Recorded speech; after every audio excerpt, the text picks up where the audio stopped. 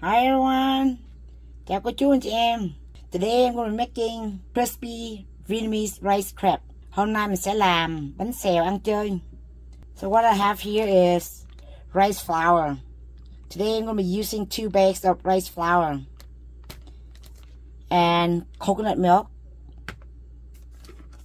turmeric, and salt. And I will be adding 2 eggs as well. After I mix the flour, I will add this green onion in. Bữa nay mình sẽ xài 2 bị bột gạo để đổ bánh xèo ha. Nước dừa mình sẽ xài 1 lon này nè. And here is 4 teaspoons of turmeric. 4 muỗng cà phê bột nghệ ha. Muối á, thì 1 muỗng canh. This is 1 tablespoon of salt.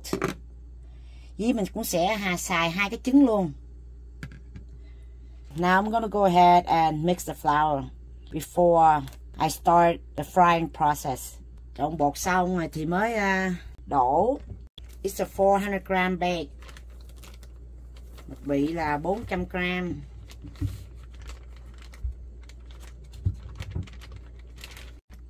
Okay, now I'm gonna add the turmeric. Bột nghệ ha. Xong rồi muối, salt. Okay, I'm gonna mix it up first. Mình sẽ trộn cho nó đều cái bột trước ha.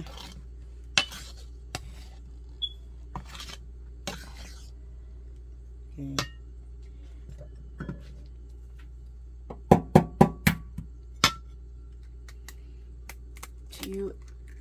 2 eggs, 2 cái trứng ha.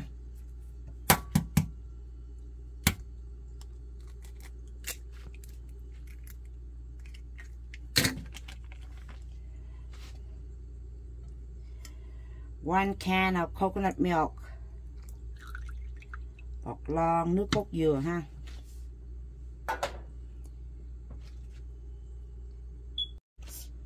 So a total of 1800 ml of water. That's about 6.5 cups of water. Là 6 tách rưỡi ha. So now I'm gonna mix it up. Giờ mình sẽ trộn cho nó đều ha.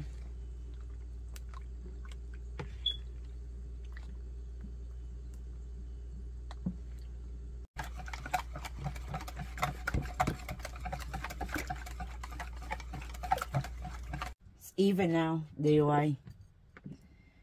The last thing would be green onion. Sau khi nó tan rồi bỏ hành lá vô ha. 1 bundle of green onion. Cũng cỡ 1 bó hành lá ha.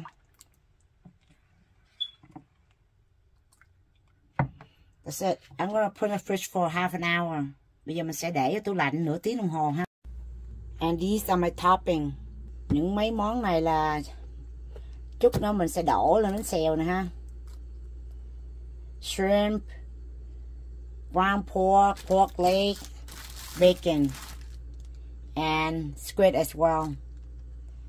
Mực, thịt ba chỉ, thịt heo bằm, tôm. I'm using size 21. Tôm này tôm size 21 nè. Cũng ok. Okay, now I have to prepare all these before I can start the frying. Giờ mình phải chuẩn bị mấy món này mới đổ bánh xèo được ha. Here are my topping. They're all prepared. I cut them either into slices or pieces as for the squid. The hardest part is the squid head because I have to take off the eyeball. Cực nhất là làm cái đầu mực này ha. Phải lấy con mắt mực ra. First I will stir fry all these and then fry the rice crepe. Mọi thứ đều cắt sẵn hết rồi. Bây giờ mình sẽ xào xong rồi mới chiên bánh xèo.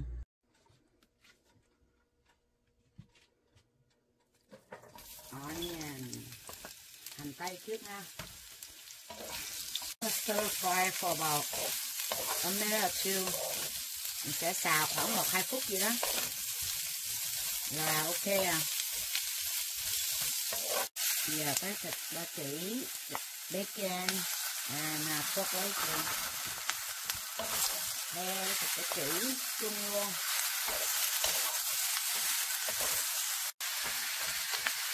Mình bỏ thịt bằm luôn ha.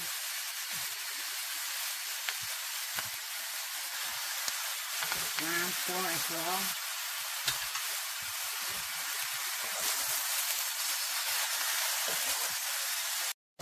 It's almost cooked. Sắp chín rồi nè. Look at all the fat here. Mỡ nè. I'm going to drain out the fat. Mình sẽ đổ cái nước mỡ ra ha. Now we add the seasoning.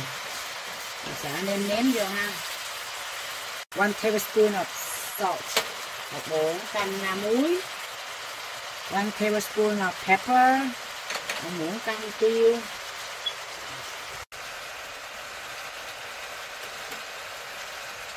Nửa muỗng canh đường thôi. Just half tablespoon of sugar.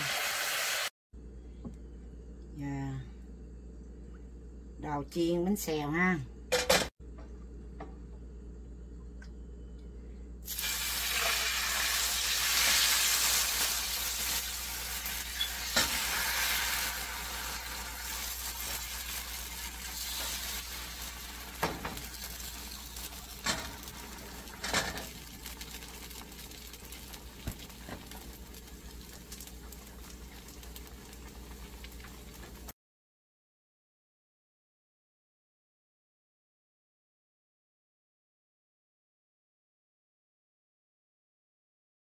So after 4 minutes, sau 4 phút á,